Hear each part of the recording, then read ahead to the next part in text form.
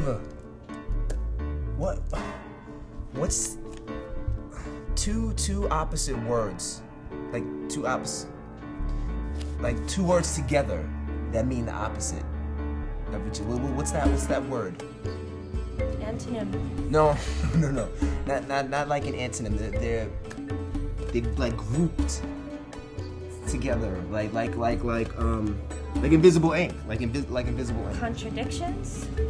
No, you have to not like a. It's a different. It's like What does it begin with? I feel like it starts with an R. It's on the tip of my tongue. Now, when you're in a tip of the tongue state, it's a very interesting question as to what can get you out of it. As you may sense intuitively, one of the best ways to retrieve a memory stored inside your head is to come across something outside your head in the surrounding environment that is somehow related. We call this a retrieval cue. If you just get the right kind of associative hint or cue that can trigger the name, you may just be missing the kind of right kind of retrieval cue to get you back to the name. Sometimes all we need is a cue from something around us, and oftentimes this can happen after the agonizing over-remembering is long gone.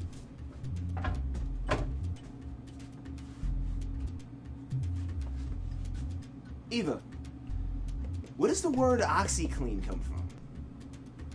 I don't know. Why? Oxymoron. That was the word. Oxymoron. Moron. A retrieval cue is helpful, but there are other factors that aid in memory retrieval. Sometimes returning to the environment we learned something in can be a powerful way to recall the thing we learned.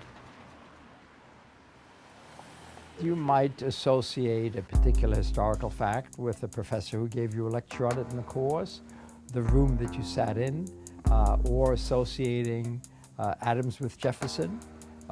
So we learn in good part by associations. And often you remember somebody's name or a particular set of facts by relating it to something that you're already more familiar with and that easily comes to your mind. And that allows you to pull up the new bit of information. By placing ourselves in the physical space where our original learning process occurred, we prime ourselves to more readily retrieve memories that were encoded in that same space. This is called the encoding specificity principle, and it's the reason why it may be a good idea to stay seated at the same desk you usually sit in during class when it's test time.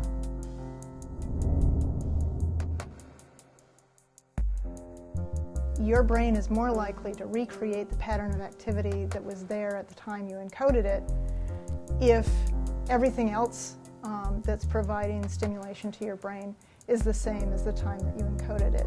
There are other cues that might prime us to recall certain memories more readily. If you're in a certain mood when you form a memory, it seems to be the case that it's easier to recall that memory when you return to the same mood, the same state of mind that you originally encoded it in.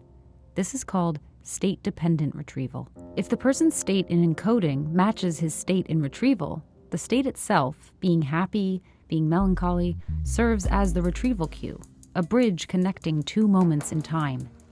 Here, a positive mood stirs the memory of another positive experience.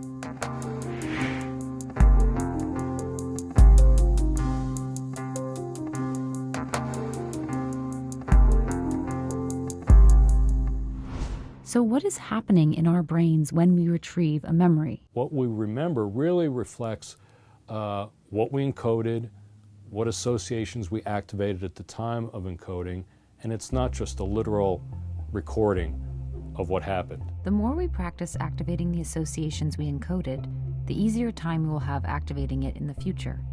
If we keep inviting that imperfectly coded memory to the table of our conscious recall, that something seems to keep its place at the table of memory. If we rarely or never call upon a memory, it's more likely that memory will be very difficult to retrieve, be it a word, a fact, a place we visited, a conversation we had, or a password we can't remember. In the brain, we see very distinct patterns of neural activity for someone who is trying to recall something unsuccessfully versus someone who is successfully retrieving a memory. For the successful retriever, there is telltale activation of the hippocampus, the seat of memory formation in the brain, and a subsequent reactivation of many of the sensory areas in the brain that were originally responsible for encoding the memory. If it's an image, we'd expect to see activation in visual areas. If it's a song, we'd see it in the auditory cortex. This activity in the sensory regions when we recall a memory with specific sensory details may give us that feeling of seeing something right in front of our eyes, of having that song stuck in our head. But for the unfortunate retriever who is stuck in a retrieval tailspin, unable to get that word out, we see distinct activation centered in the left frontal lobe, and importantly, not the same kind of activity in sensory areas in the hippocampus as we saw in the successful retriever.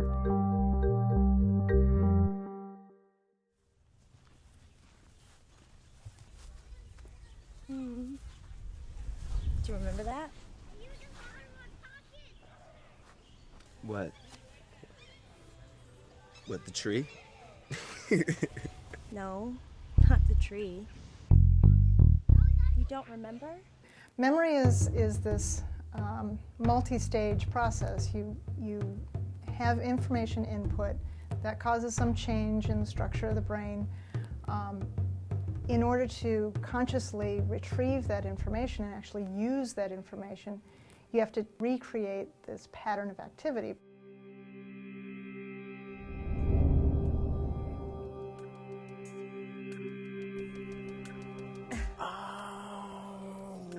Oh, the picnic. The picnic, Yes. not the tree. That was one of the best days of my life. Yeah?